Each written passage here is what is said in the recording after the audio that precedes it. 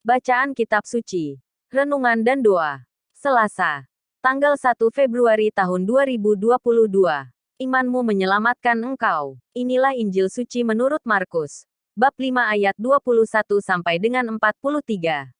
Sekali peristiwa, sesudah Yesus menyeberang lagi dengan perahu, orang banyak berbondong-bondong datang lalu mengerumuni dia. Sedang ia berada di tepi danau, datanglah seorang kepala rumah ibadat yang bernama Yairus. Ketika ia melihat Yesus, tersungkurlah ia di depan kakinya, dan memohon dengan sangat kepadanya. Anakku perempuan sedang sakit, hampir mati. Datanglah kiranya dan letakkanlah tanganmu atasnya, supaya ia selamat dan tetap hidup. Lalu pergilah Yesus dengan orang itu. Orang banyak berbondong-bondong mengikuti dia dan berdesak-desakan di dekatnya. Adalah di situ seorang perempuan yang sudah 12 tahun lamanya menderita pendarahan. Ia telah berulang-ulang diobati oleh berbagai tabib, sehingga telah dihabiskannya semua yang ada padanya. Namun sama sekali tidak ada faedahnya, malah sebaliknya keadaannya makin memburuk. Dia sudah mendengar berita-berita tentang Yesus. Maka di tengah-tengah orang banyak itu ia mendekati Yesus dari belakang dan menjamah jubahnya.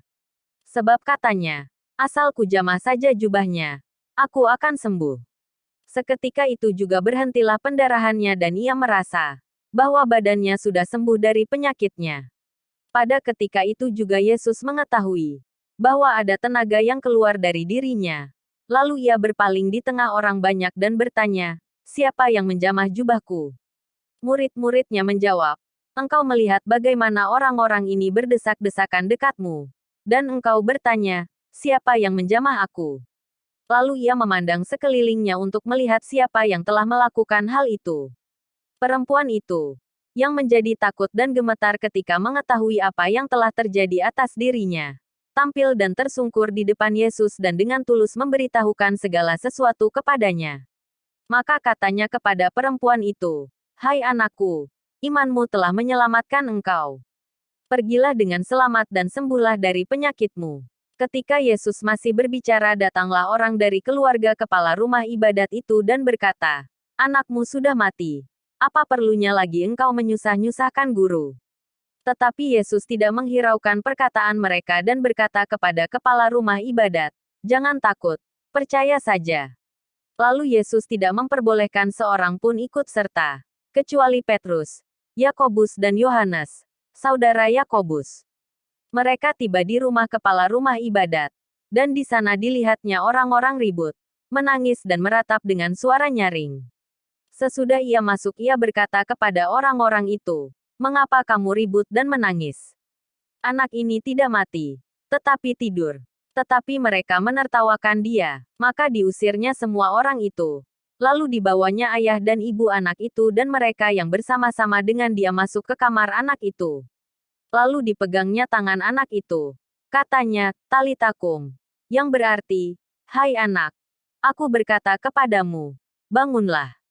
Seketika itu juga anak itu bangkit berdiri dan berjalan, sebab umurnya sudah 12 tahun. Semua orang yang hadir sangat takjub. Dengan sangat ia berpesan kepada mereka, supaya jangan seorang pun mengetahui hal itu. Lalu ia menyuruh mereka memberi anak itu makan. Demikianlah sabda Tuhan. Renungan. Dikisahkan Injil Markus hari ini. Di tengah serangan rasa putus asa, Yairus kepala rumah ibadat, dan perempuan yang sakit pendarahan selama 12 tahun masih dapat mengobarkan iman mereka untuk mencari Yesus.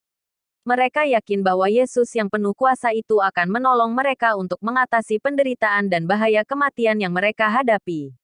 Iman penuh pengharapan yang mereka tunjukkan di saat paling kritis memberi jawabannya. Perempuan itu disembuhkan. Anak Yairus dihidupkan kembali.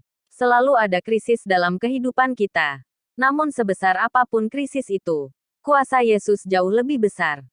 Dia siap menolong kita yang berharap padanya. Marilah berdoa. Tuhan, berilah aku iman yang penuh pengharapan untuk mengandalkan pertolongan-Mu. Amin. Salam kasih. Patrick Ekel.